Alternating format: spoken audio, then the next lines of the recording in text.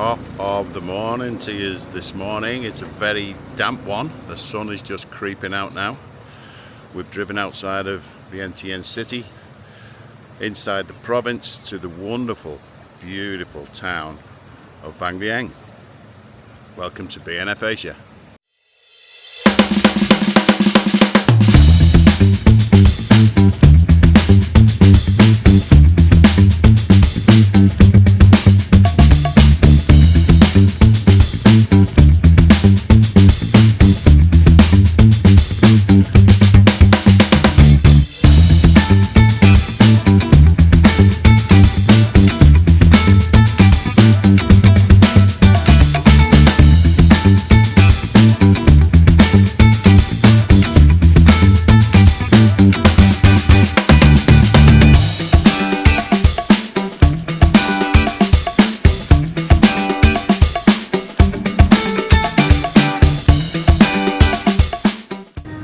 So, Vang Vieng. I've just stopped off at the local market. I'm going to give you a walk around there just while I give you a little bit of background on Vang Vieng. As I mentioned, it's about 120 kilometers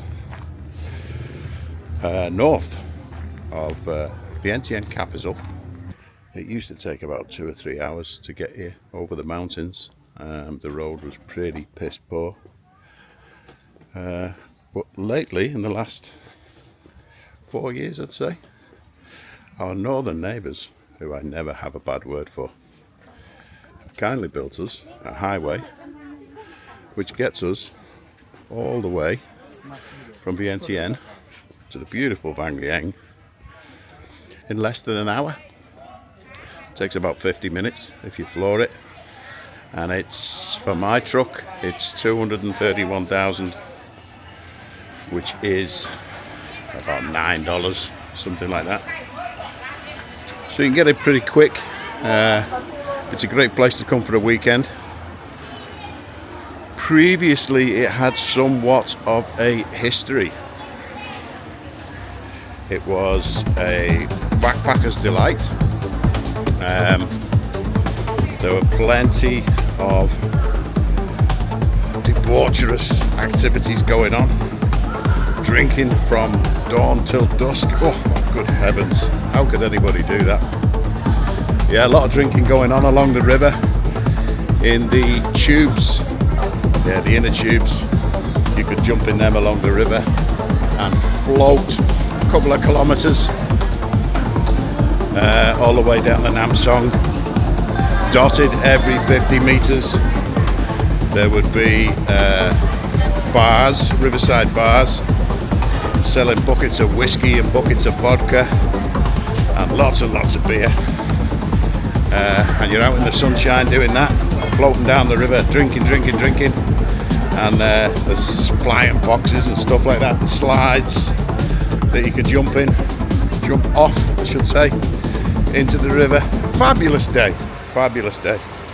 And as I say, everybody's shit drunk and high as a kite, and they were the good old days. But unfortunately, people getting too wellied out of the skulls, they ended up having accidents, sadly a couple of fatalities, and the local government clamped down on what was the riotous Vang Vieng, and it's changed somewhat now.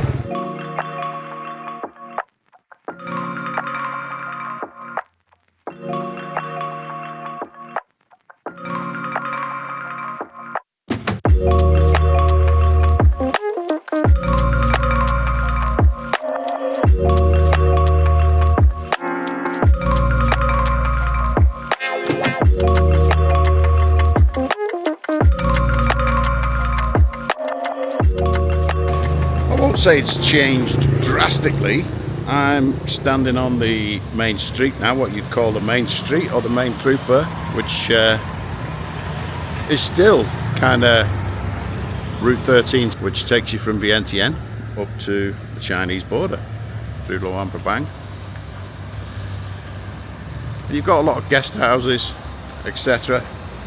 Still thriving guest houses and hostels along this road, And then I'm kind of on a three-way junction here where it leads down into the town itself, where you've got, or always have had, the shops where you can rent motorcycles, where you can rent your kayaks.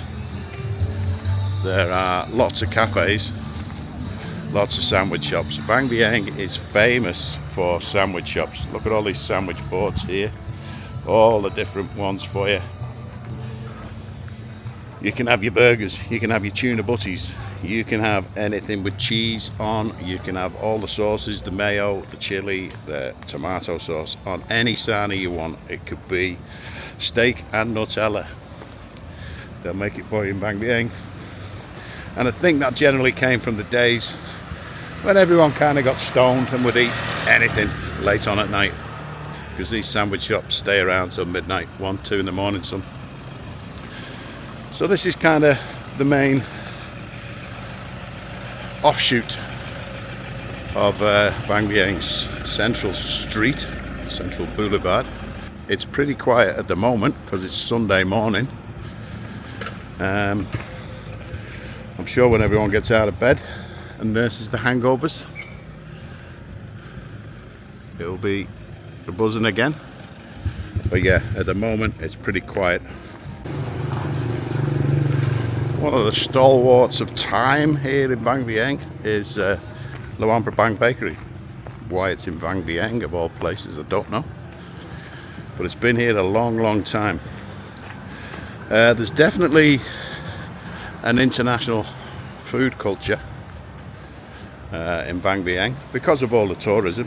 You have a lot of tourists now from Korea and China and Thailand, whereas back in the day the majority of the tourist population would have been Australian and European visitors on the backpackers trail, as I say, on the Silk Road.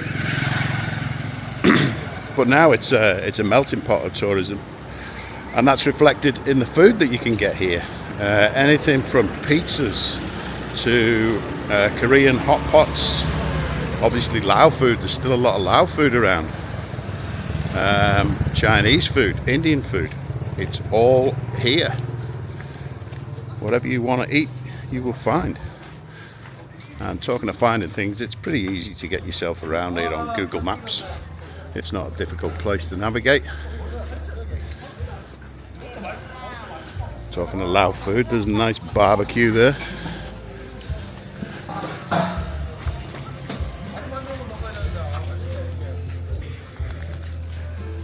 That's got me a bit peckish now, that. Yeah, and as well as the food, there's plenty to drink. I wouldn't say Vang Vieng was any kind of champagne region as far as drink goes, but you can get international drinks now in most of the bars. You can buy stuff here at the mom and pop shops. You've got obviously your beer Laos, Summersby ciders, all different flavours. You look in the fridges, there is Heineken, obviously beer Lao. You get your Carlsbergs. As I say, beer Lao is probably the favourite here. The three infamous drinks of Lao and Vang Vieng, as we're talking about Vang Vieng now. You have your beer Lao, which is beautiful, crisp, fresh, made from local rice. It pairs well with ice and more beer Lao. And then you've got the top shelf, which is the Lao Cow, which is a poutine, if you like, made from rice, a rice whiskey, and it'll blow your socks off. And then of course there is coffee. The beautiful coffee grown in Laos is very strong, aromatic, almost muddy, and you put a blob of condensed milk in it and Bob's your uncle. That's what you want to wake you up in the morning. Or you got two options. You got a strong Lao coffee, That'll bomb your brains out. Oh, you got a large beer, Lao?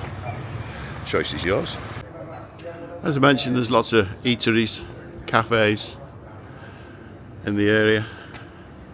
We've even got fast food down here now. There's a lot area. The infamous KTV joints that kind of crop up once your tourism turns to Asia. Massage parlours. Again, just places down here, all down the side streets, where you can book your trips.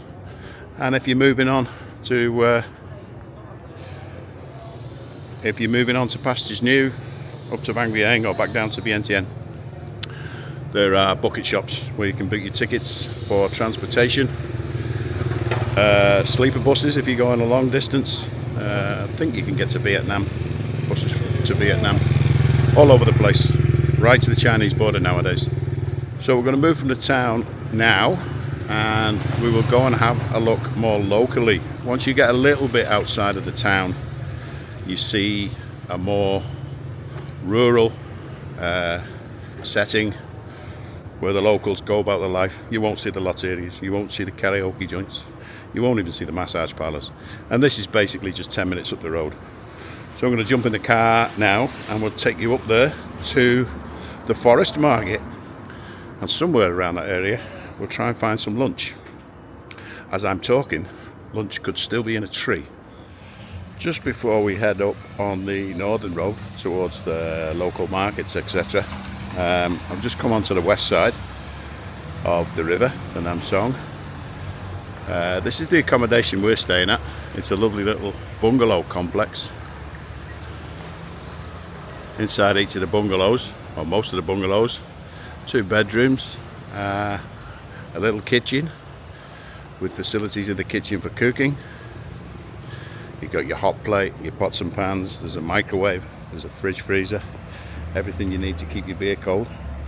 And it's right on the edge of the river, just through that gap over there where the water changes colour is the Nam Song, and this is just a little tributary next to the Nam Song River with a beautiful terrace where you can sit and read a book with a cold beer and enjoy the western side of the Nam Song River, which is a little more toned down. There's some nice coffee shops. There is a coffee shop, cafe, attached to the bungalows, which is very well stocked with some great food. An English breakfast is what I had there this morning, and it was phenomenal. So give it a try if you're here. Hom Cafe. Over the west side also, you've still got your rental places. These are Vang Vieng's ATV rental shops. These are the perfect vehicle if you're into the activity for heading out on what's now been branded the Vang Vieng Loop by Mr. Paul, who owns the bungalows that I'm staying in and also owns the Hom Cafe. I will pop you a map link to the Vang Vieng Loop, as I say, if you're wanting to rent one of these big monstrous ATVs on steroids. That'll get you around the loop, probably about 2 hours if you're stopping for a bit of tipping now and again, or you're on a motorbike. You go all the way around the lagoons. There's also the viewpoints you've got access to. So have a look in the description. I'll pop the map link in there, and if you're heading to Vang Vieng, have a look. There's the Hom Cafe, just on the corner there where you come along the west side of the Nam Song. So a lot of guys coming over on the trial bikes and hitting the Vang Vieng Loop. It is a thing. Give it a try.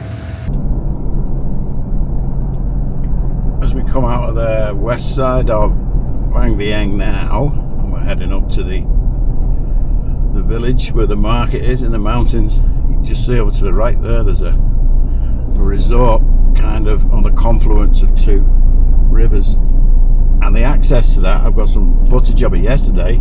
People were walking across it, now it's underwater.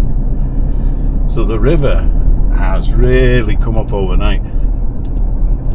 I was just talking to a friend of mine who said further downstream there is a damming system of some description where they release it, but whether or not they are allowed to at this time, I don't know. It's pretty swollen. If you can see, just looking across there on the other side, they're huts, they're restaurants underwater.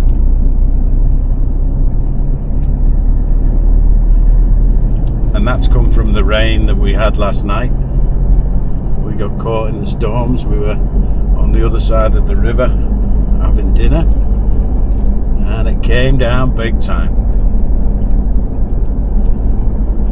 It must have covered a large area because it's all come down off the mountains now, and it's draining off through the Nam Song in a big way.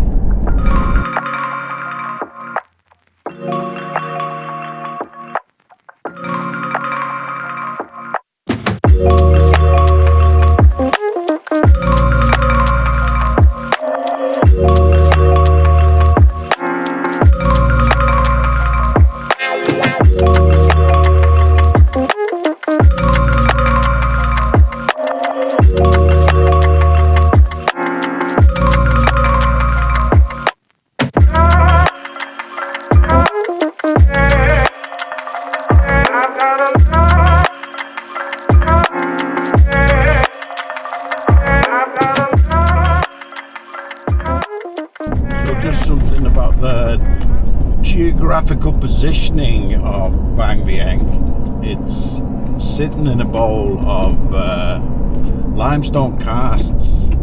The karsts seem to encircle the whole town, and at different times of the year, in the hot season when the skies are nice and blue and the sun shines bright, the karsts have all different kinds of shades of purple, of dark blue, especially at sunset. And then also this time of the year in the wet season, when you've got the background of overcast grey skies and the karsts look jet black, and then you have a crown of clouds midway up the karsts engulfing them. You get some beautiful pictures and beautiful sights, especially early in the mornings and at sunset. So we've just arrived in Ban Pa Hom, which is a local forest market, Del? What do you call it?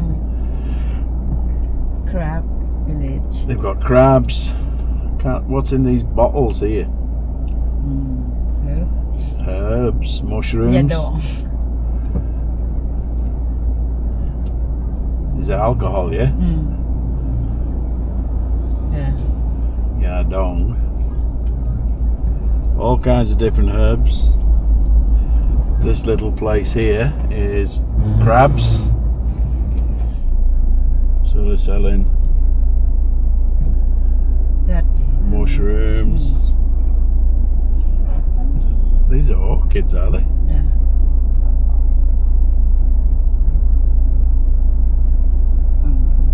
This is the bamboo and the mushroom.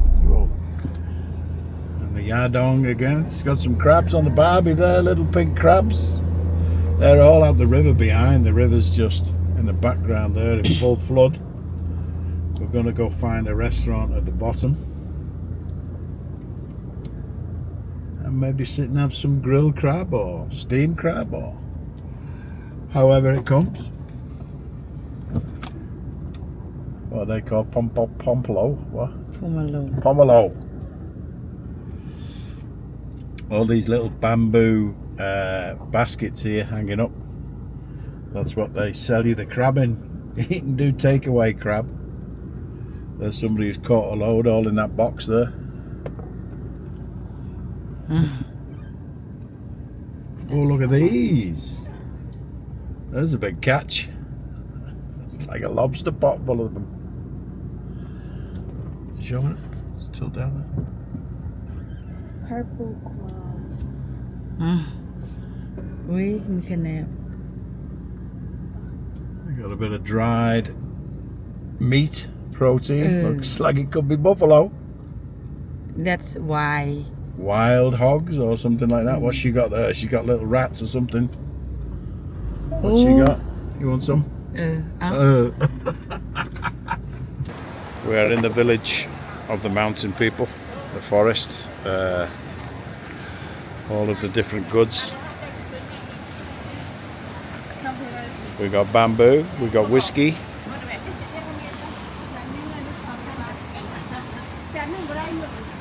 We've got some squirrels there. Honey, herbs. Look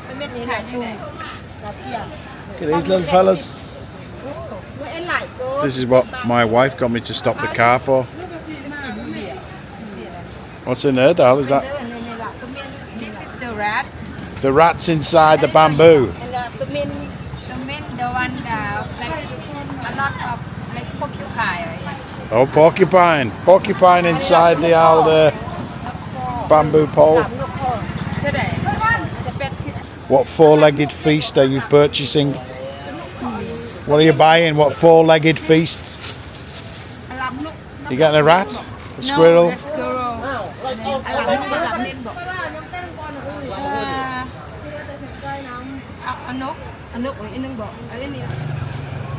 So all of this produce is very, very local.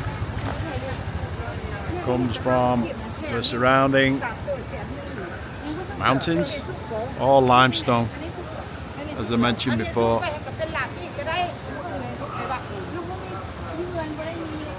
All the roads and the villages are cut through these gorges. And this is a very famous mountain person village. Look at all these crabs here, loads of crabs. They've had a good catch this morning. That one has super big. He's got a huge claw in. So we've just ordered our lunch at the crab restaurants. This is the river at the back of the market.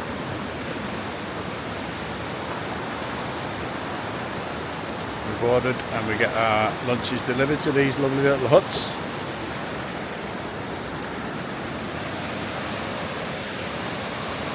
River's flowing big time. So lunch at Panhom. What did you order? Curry crab, grilled crab, papaya salad, and the boiled meat. Crab meat. Well, crab meat, just boiled meat. Beef. So we've got some kind of a crab curry. We've got a papaya salad. And boiled meats. And a couple of beers with ice.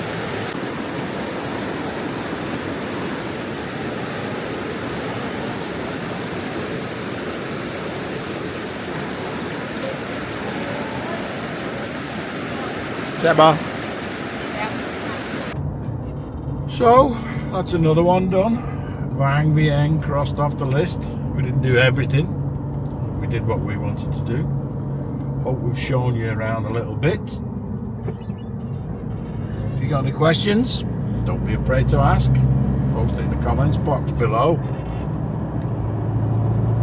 And if it's about eating porcupines, address it to my wife, not me. So, thanks for watching. Like and subscribe. Bye now.